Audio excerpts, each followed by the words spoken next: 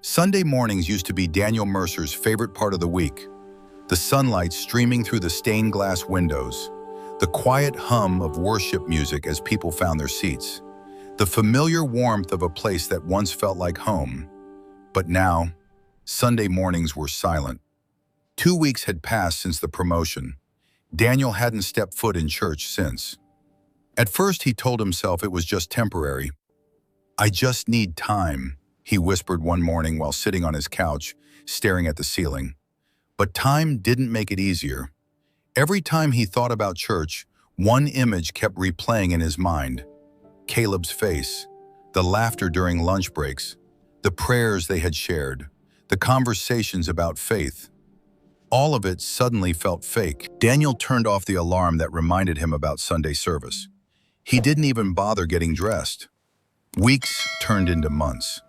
The Bible on his bedside table slowly gathered dust. Church friends stopped texting after a while. Even his prayers became shorter. Then they stopped altogether. Daniel still believed in God, but he didn't want to be around God's people anymore, because one of them had broken something inside him. 2 years passed this way, 2 long years. Daniel still worked at Redwood Financial, though his passion for the job had faded. Caleb had climbed even higher in the company hierarchy. They barely spoke. Whenever Caleb tried to approach him, Daniel walked the other way. It was easier that way. But one Saturday evening, something unexpected happened. Daniel visited his mother for dinner. She had always been a gentle but firm woman when it came to faith. Halfway through the meal, she asked casually, "So, what time is church tomorrow?" Daniel paused. "I haven't been going," he muttered. His mother looked up slowly. "For how long?"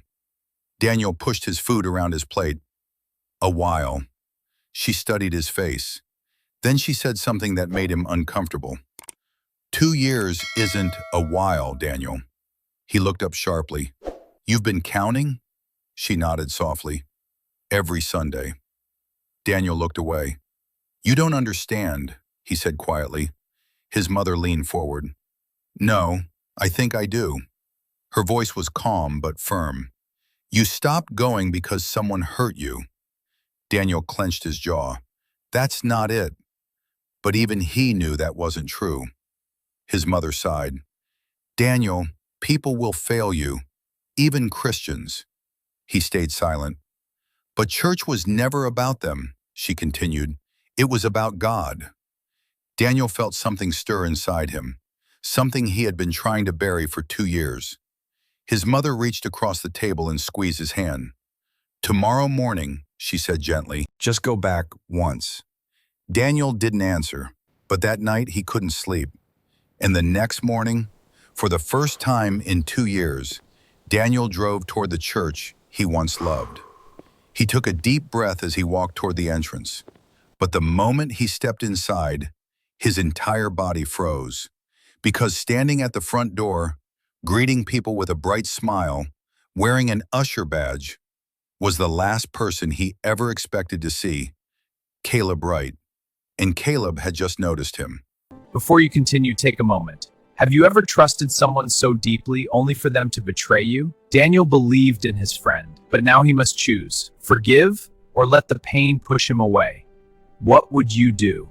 In the next chapter, Daniel makes a decision that will change the next 2 years of his life, and it's a choice many people watching this story have made before. If this story is already speaking to your heart, make sure you subscribe to the channel so you don't miss the next chapter of Daniel's journey.